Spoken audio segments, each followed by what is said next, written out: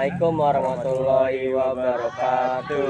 Perkenalkan kami dari kelompok Majapahit. Nama saya Prawiro Tamaraat. Nama saya Muhammad Syarif Fabrigas. Saya Burhan Abdullah. Saya Muhammad Kadokanhar. Kami akan menjelaskan tentang kerajaan Majapahit yang Bapak berikan tugasnya.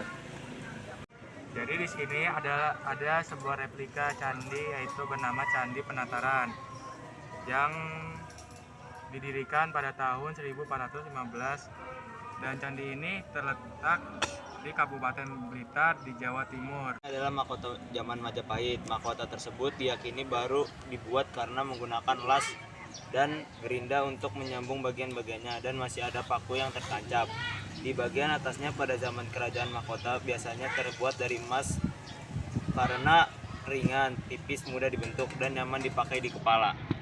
Arca Harihara, setengah dewa Siwa, dan setengah dewa Wisnu. Patung ini adalah menggambarkan dewa jasad Raja Kertarajasa, Raden Wijaya, Raden pertama Majapahit, berkuasa pada tahun 1293 sampai 1309.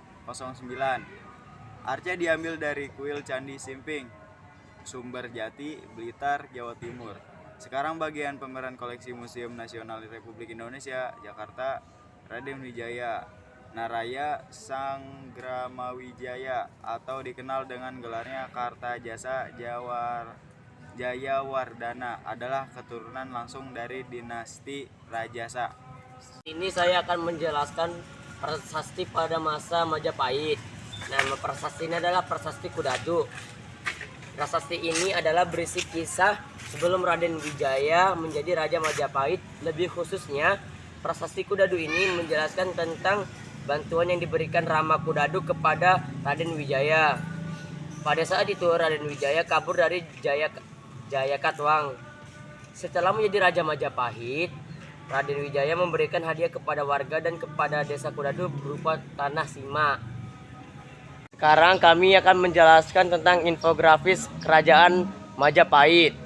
Ini adalah kitab pada masa kerajaan Majapahit yang bernama Kitab Sutasoma karya Emputan Tular. Di sini ada pos 1 yang akan dibacakan oleh Kadafi. Yang pertama, kerajaan Majapahit didirikan oleh Raden Wijaya.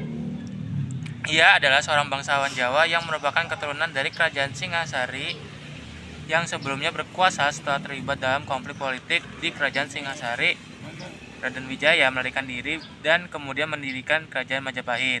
Secara garis besar seperti itu, sisanya ada di sini. Setelah itu pos 2 yang akan dibacakan oleh Fabregas.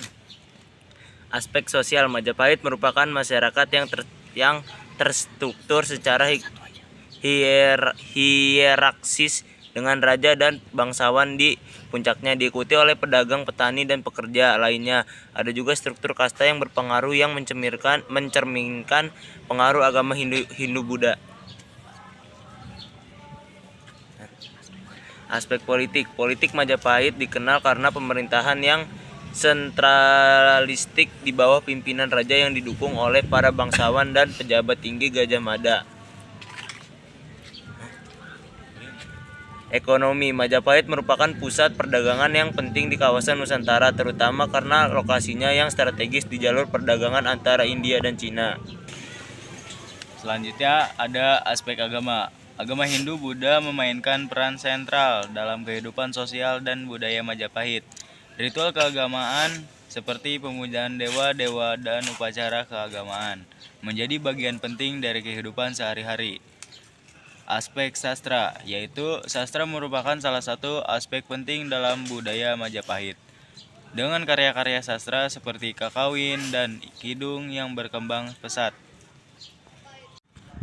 Pada masa kejayaan kerajaan Majapahit, salah satu pemerintahan yang paling terkenal adalah di bawah kepemimpinan Raja Hayam Wuruk. Faktor-faktor penanda kejayaannya adalah kepemimpinan Hayam Wuruk.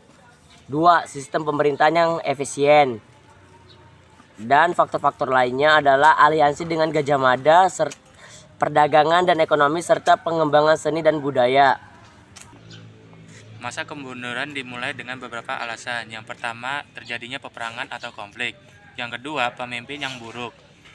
Yang ketiga adalah ekonomi yang buruk. Korupsi di dalam pemerintahan menyebabkan pengurasan kekayaan kerajaan, penyalahgunaan kekuasaan, dan ketidakpercayaan masyarakat terhadap pemerintah. Hal ini dapat melemahkan stabilitas politik dan sosial. Bencana alam seperti letusan gunung berapi, gempa bumi, atau banjir besar dapat menyebabkan kerusakan infrastruktur, penurunan produksi pertanian, dan penderitaan bagi masyarakat. Hal ini dapat memperburuk kondisi ekonomi dan stabilitas sosial. Yaitu selanjutnya masa keruntuhan. Keruntuhan Majapahit pada masa Raja Wirahma Wardana. Pada keruntuhan kerajaan Majapahit terjadi secara bertahap. Faktor-faktor internal perselisihan kekuasaan, yaitu konflik internal dan persaingan antara bangsawan-bangsawan untuk mendapatkan kekuasaan.